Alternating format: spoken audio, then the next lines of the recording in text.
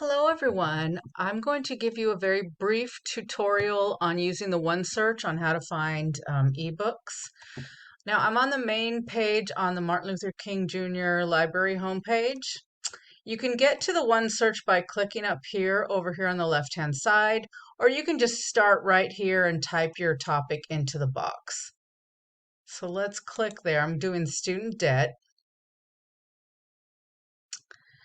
And this just has the one search box. So if you want to add your Boolean operators, you could type them in. You could put student debt and college and or to your heart's content.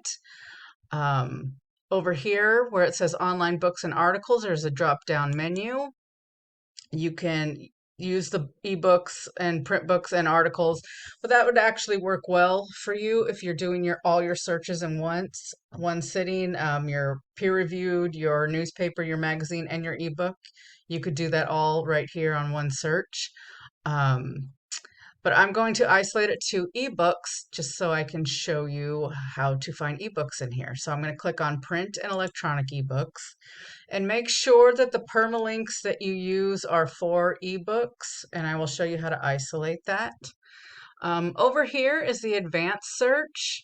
If you want to add in more keywords and you didn't feel like typing them in, you could just add them in here. So I'm going to put "and college" right here. And make sure you spell everything right. Okay, so now I'm going to click search. And I'm going to get rid of this little box up here by clicking simple search. And then here's a list of print and electronic books. Now I don't want the print book, so I'm going to go over here to the left-hand side and I'm going to click online. So it's only going to show me the online ebooks. I can change the publication date. I can change the subject. There's a lot of different subjects I could click on. Different genres, different language. You can use all those to help you filter and refine your search.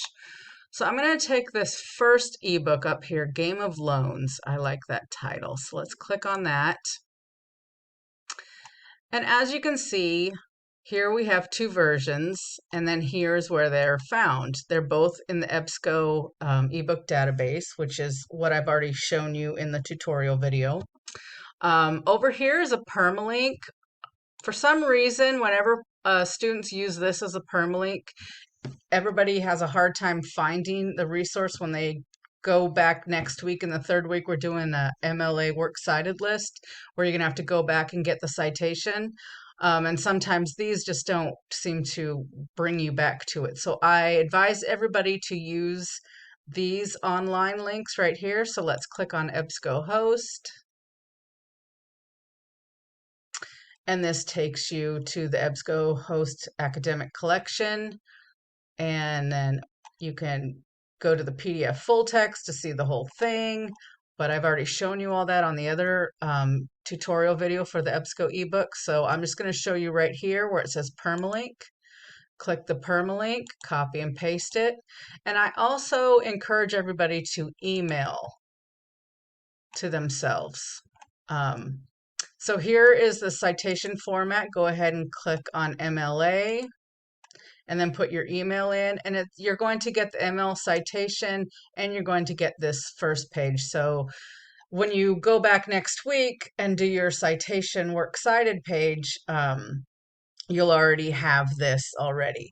Now, the one thing we're going to learn next week is that these citation formats are frequently wrong, and I'm going to show you how to correct those next week. But at least you'll have a record and you might be a little bit ahead of the game already.